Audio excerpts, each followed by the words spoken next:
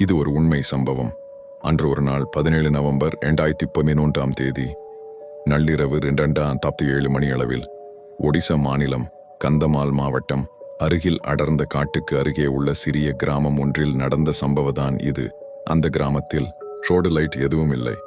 இரவு வந்தா வெளியில யாரும் நடக்க மாட்டாங்க. ஆனா அந்த நாள் மட்டும் ரமேஷ்னு ஒரு ஆள் பஸ்மிஸ் ஆகி நடந்து போக வேண்டிய நிலை.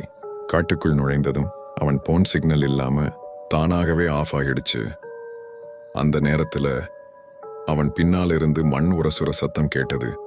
திரும்பி பார்த்தா யாரும் இல்லை. இன்னும் 10 அடி நடந்ததும் அவன் காலுக்கு கீழே ஈரமான குளிர். டார்ச் லைட் போட்டா மண்ணுக்குள்ள இருந்து ஒரு கை மேலே வந்தது. ரமேஷ் ஓட ஆரம்பிச்சான். ஆனா ஓட ஓட அவன் காதுல ஒரே வார்த்தை மட்டும் கேட்டது, நீ ஏற்கனவே இங்க வந்திருக்க. அடுத்த நாள் காலை கிராம மக்கள் காட்டுக்குள் ரமேஷ் உடலை கண்டுபிடிச்சாங்க. உடம்புல எந்த காயமும் இல்லை. ஆனா கண்கள் மட்டும் முழுக்க மண்ணால் நிரம்பி இருந்தது. போலீஸ் விசாரணையில் ஒரு விஷயம் தெரிய வந்தது.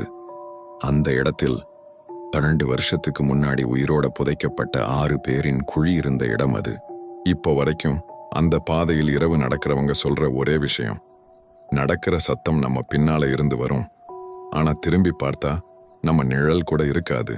இந்த மாதிரி இன்ட்ரெஸ்டிங் தகவலை தெரிஞ்சுக்க நம்ம நோவாய் சேனலை சப்ஸ்கிரைப் மற்றும் ஃபாலோ செய்யுங்கள். மற்றொரு வீடியோவில் சந்திப்போம்.